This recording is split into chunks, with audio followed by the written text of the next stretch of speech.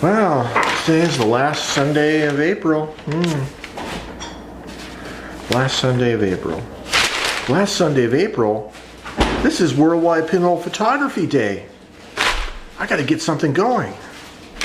Let's see. What camera should I bring? Should I use? Well, let's see. There is the 8x10. There is the 5x7. What is that? 5 inches square. Some oddball format. A couple little box cameras. The little 4x4 inch one up there. I got a whole selection. Oh, I have more pinhole cameras also. Yeah, from this bin right here. All right, let's see.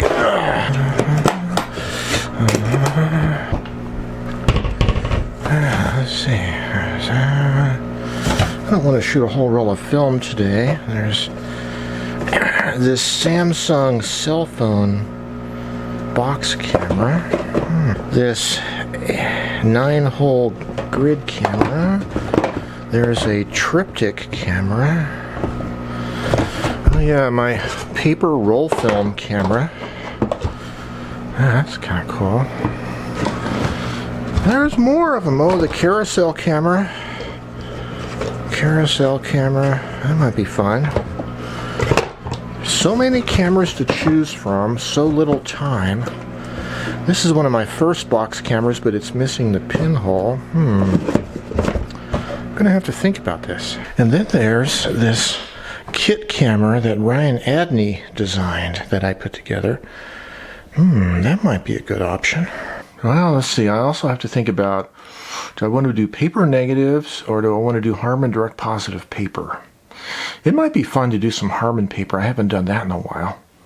I don't have too much of it left, so I might want to stick to a smaller size format. Like these. I have 2 of these. The prototype uses just gaffer's tape as a shutter. And the second one I made, I used a little piece of plastic notebook. Let's see how this works here. Plastic notebook, like a sleeve shutter, it rotates. With a magnet on the bottom. I got 2 of them. And here's some of the photos I made when I was testing these cameras. This one was really cool. Harman direct positive paper. That one is kind of neat. This still life. I think there's some real possibility with these 2 cameras. This was taken in February of 2018. Alright, I guess it's get these cameras loaded up and see if I can find a still life or some kind of subject matter. The origins of Worldwide Pinhole Photography Day are a little bit cryptic. There is a website, pinholeday.org, but they don't really describe the origins of the celebration, how it came about. You have to do a little bit of digging, and according to one source, it started back in 2001. There used to be a discussion board called Pinhole Visions, ran by or hosted by Greg Kemp. One day on Valentine's Day 2001, that would be February 2001, according to this, it was Zernike Au, who is the current head of Zero Image, the pinhole camera company out of Hong Kong, I think. He had posted a question about, Happy Valentine's Day, Happy Pinholers Day. Can we have a day for the pinholers from all over the world? So then it was from there, I guess, in 2001 that they created the Worldwide Pinhole Photography Day, and it's been going on ever since. So a little bit of history there.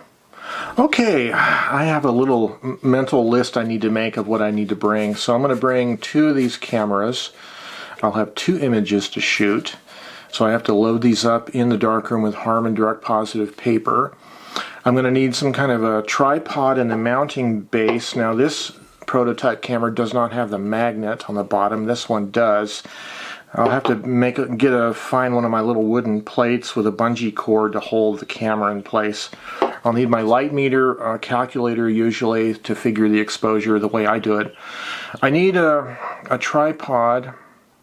I'm thinking about taking my motor scooter. so I can't really bring a large tripod. So I'm going to bring a little, like a Joby pod, the one I'm using for the digital camera here. Bring the video camera and the microphone, its own Joby Gorilla Pod. I have another little folding tabletop tripod I'll use for the pinhole itself. Okay, let's get going. I don't know where I'm going to head to, what subject matter, where I'm going to go, but we got 2 shots to expose.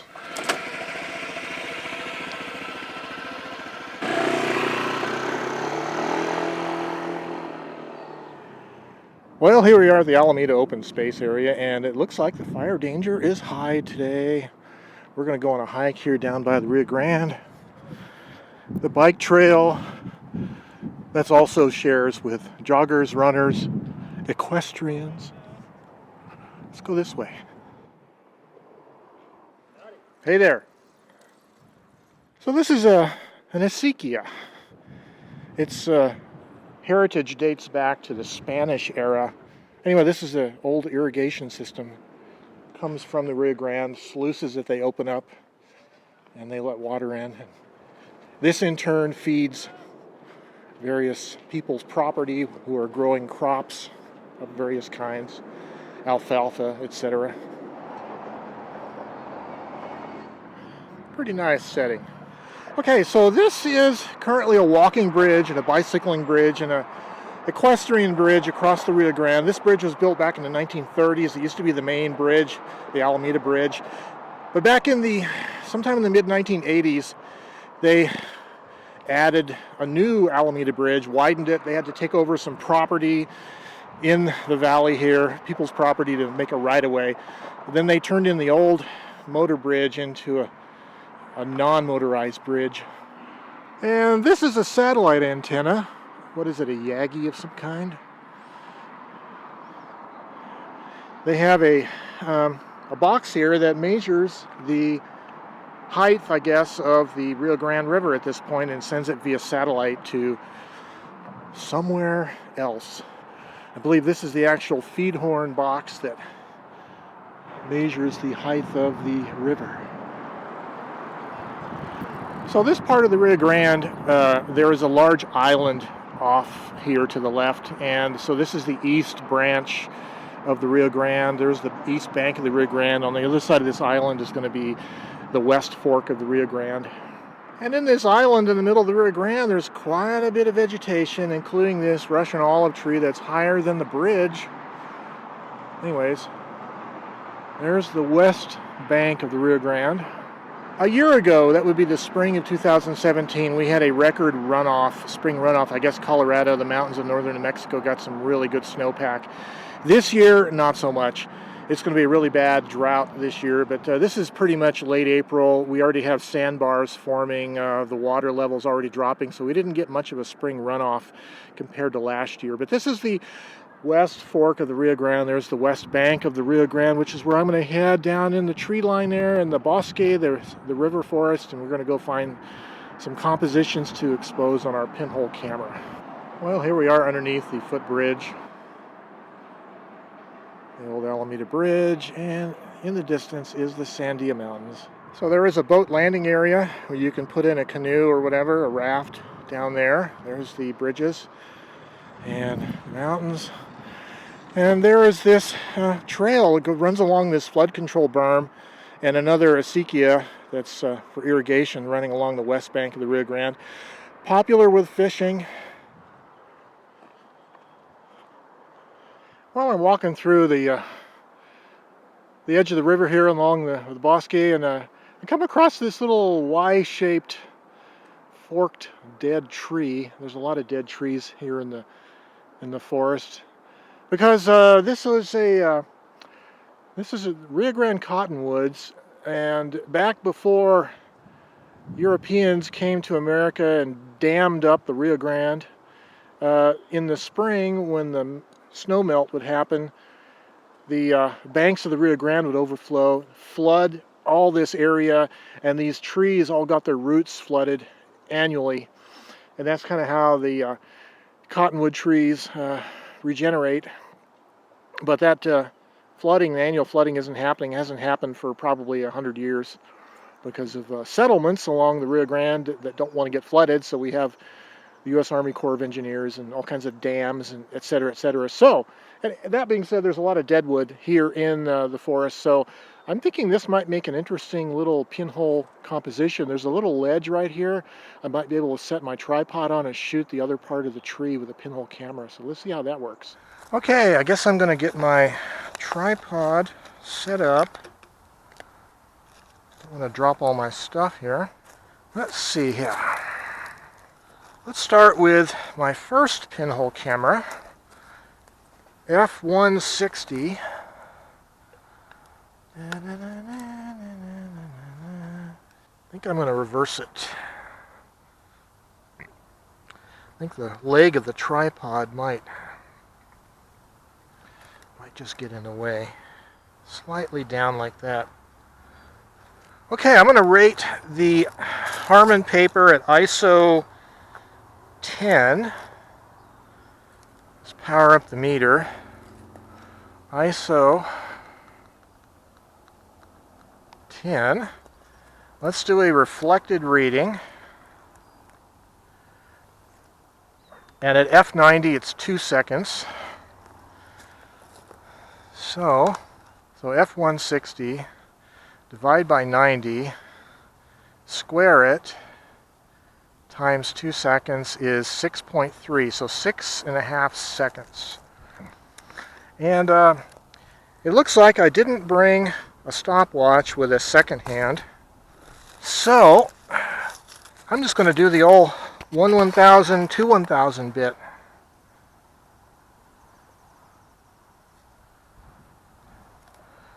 1/1000, 2/1000, 3/1000, 4/1000, 5/1000, 6, and that's about 6.5 by the time I get the thing put back on.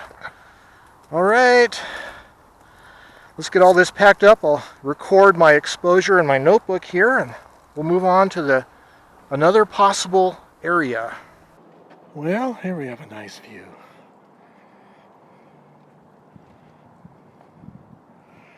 So these things down here, these metal pieces, they were put along the Rio Grande years ago to help build up silt and debris and build a natural fortification against flooding.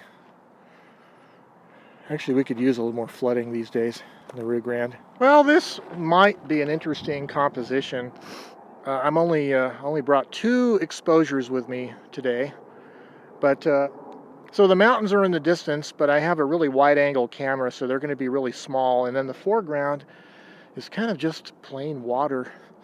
I mean, nothing really interesting in the foreground to capture the visual interest. So I think I'm not going to take a picture of this. I'm going to go off and look for some other composition. Well, we have ourselves a little opening. Kind of a steep little muddy drop-off. And a little sandbar over there. If you take your shoes and socks off, you might be able to wade across. You guys remember that cheesy horror film from decades ago called The Blair Witch Project? Well, anyways, what's that? That looks kind of interesting. It's kind of some kind of a little shelter, maybe? I don't think somebody was just collecting dead wood and leaning up against this tree for no reason. It's kind of interesting. Well, there might be a photo here. I don't know. Let's see. I think I've actually done this one before in pinhole, but it was not from ground level. It was with a tripod about maybe 4 feet off the ground. But I wonder if I could stick my little tripod up on here and look back toward the tree. Let's see what we can do here. It's kind of sketchy. This one actually might work like that. And balance it in the Y of that thing. Okay. Tree thing. Okay, so the shutter pinhole is toward the 2 little molding marks on the camera, so that needs to point forward toward the tree branch. Something like that. Let's do an incident reading. So it still says, let's see, 4 seconds. So instead of 6, we'll do 12, I guess. 12 seconds, huh? Okay, let's gonna have to do the old counting routine. 1001, 1002, 1003, 1004, 1005, 1006, 1007, 1008, 1009, 1010, 1011, 1012. Put my finger over it, and there we go. Well, that was 2 pinhole pictures that may or may not come out. We'll see. Well, my reference to the Blair Witch Project is only appropriate because this part of the Rio Grande goes through Albuquerque. We're sort of in the middle of the city, even though we're out in open area. So a lot of people can come and go through this area. Homeless people, whatever, you know. So it's hard to say who made this or why, but it is interesting. There's a horse on the other side. 2 horses.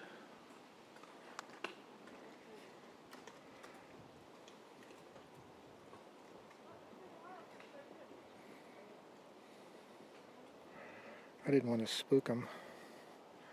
If they suddenly see me and go, cool. Sort of like an ATV, but you have to feed them hay and oats and stuff. Here's more of those flood control structures.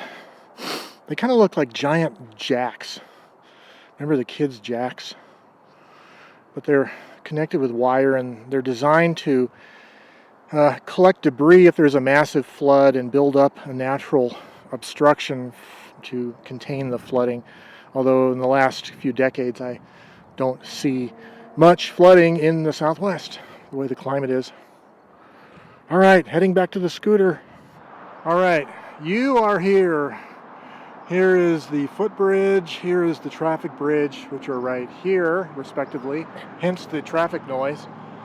But downstream of the Rio Grande, maybe a quarter mile or so, is this really low dam. And what they built is the city of Albuquerque, back in the 1950s, purchased millions of acre feet of water from the San Juan River.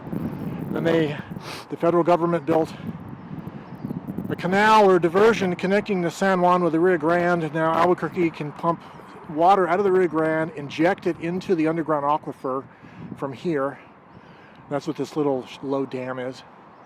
So that's our forefathers back in the 1950s being a little proactive, recognizing our water is limited and finding an alternative source. Well, I don't really know if these pinhole pictures are going to come out. I only brought a camera with 2 cameras, so 2 shots. So it seems like I probably should have brought that little 9 film capsule kit. So I have 9 shots to play with. But it's really, to me, this day is a pinhole day is about observing the craft of pinhole photography. You know, and it doesn't matter as much whether you get a good result necessarily, because the whole point of pinhole, I think, after having done it for so many years, is it's really about the attempt at creativity, being able to take something out and being able to use a real simple device that you made in order to attempt to create an image. It's the process involved of trying to find some creative outlet, and hopefully your process works properly, you have the right exposure, and you develop it properly, and you composed it properly, and all those are unknowns that you don't know about. So that's what I'm waiting to see what the results are at least. Okay, so I got all my stuff here ready to go. I got the 2 Harman direct positives in the little stainless developing tank. We're going to develop it rotary style on my homemade base. And here we go. 3 minutes developer, 2 minutes fixer, everything else is 30 seconds each. Stop bath, 30 seconds, another rinse,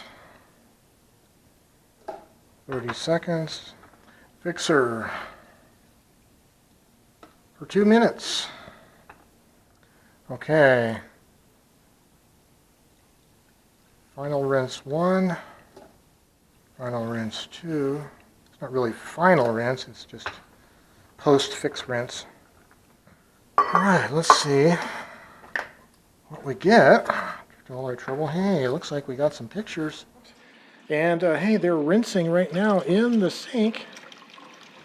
Let me show you if I can with a little bit better of a camera. This is the second one. We'll look at them later when they're fully rinsed and dried, but that's the second shot. And the first one, that cold water feels good. It's definitely a warm day. This is our first one. I really kind of like it. Okay, I'm going to let those rinse. Well, I got the prints rinsing here. This is the little overflow water line from my evaporative cooler. And I got the prints on these little plastic clips to keep them from floating to the surface. So let it rinse there for maybe half an hour or so, maybe an hour. Okay, so the prints are done rinsing, and I'm going to selenium tone them. One reason is because it's fiber-based paper. Selenium toning will increase the archivability of the emulsion, but also the selenium toning will darken the shadows a little bit, and the shadows are a little bit brighter than I want because when I pre-flashed them, it may have gotten a little bit too much pre-flash. But anyways, I've mixed up a batch of selenium toner here that's about a 1:10 ratio of water to selenium toner. I'm going to put it into the little tray here and try to do this one-handed. So I have my little timer here, and I have these, so just I guess we'll do it like that. Start the timer going. Just do them one at a time and see how they if I can see a color change. I guess I'll use these tongs here. My experience has been it takes a few minutes for it to start changing color, and when it does, it dramatically starts to change all of a sudden. Okay, it's been about 2 minutes 40 seconds, and I think the shadows are starting to turn a little bit color. I've white balanced this camera. The shadows are starting to get a slight color to them, and it'll change pretty quickly. See, it's almost starting to get a little bit of a brownish tone now, which is kind of what I want. Now the upper part of the print is starting to change quickly. When it goes pretty quickly. There it goes. Now it's starting to change. Okay, you can sort of tell the difference right there between the two prints. I'm going to take this one out, and that looks pretty good. Put it in my rinse water, and start the other one going. Alright. I'm going to take the clip off so the corner will stain properly. Okay, so maybe you can tell the difference in color between the unstained one and the stained one. Definitely a difference there. This is only a minute on the left one. It's going to take about 3 minutes at least before the color change starts to happen. So as this print continues to tone, I just want to remind you guys, if you do use Kodak Selenium Toner, make sure you use gloves. Don't get it on your skin. It's toxic. And you need to dispose of it accordingly. You need to treat it like fixer. Segregate it, put it in a sealed waste container, and then deliver it to your local or regional hazardous waste disposal place. Don't pour this stuff down the sink. Selenium is a heavy metal. It will contaminate your water supply just like silver will, or chromium. Okay, so we're about 3 minutes, a little over 3 minutes now, so it's starting to turn color. Warm tone, kind of a brownish tone, but definitely improves the longevity of the emulsion. It converts the oxidized silver into silver selenide molecules, which are a lot more stable than just silver itself. It's about almost 4 minutes. Now it's starting to do a sudden acceleration of color. 3 minutes 50 seconds. I'll go ahead and pull it out, let it drip, and we'll call that 4 minutes. Well, these are rinsing here. Pretty nice. All right, let's see how the other one looks. Yeah. Pretty nice. Well, the old film drying cabinet. Let's see what we got. Nice and warm in here, that's for sure. I think they're dry. I'm going to put them in 4x5 sleeves. Well, alright, here is the final results.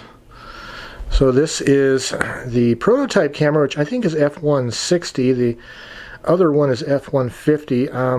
The meter indicated, what was it, 6.5 seconds on this one, and this was double that. I actually gave it a little bit less, about 12. Anyways, they're pretty close in terms of exposures. The highlights are very similar. The highlights on the tree versus here, they're very similar. The shadows are about the same density at the densest part of it. There is a little bit of lack of selenium toning at the very top. That was due to the plastic clip I had attached to it, and then I had the plastic clip attached to the top left corner on this one, and it has a slight lack of toning also. So the early minutes of the selenium toning step, I guess it's important for the emulsion to soak in the selenium toner adequately before the color change begins to happen. But anyways, this was a very satisfying Worldwide Pinhole Photography day.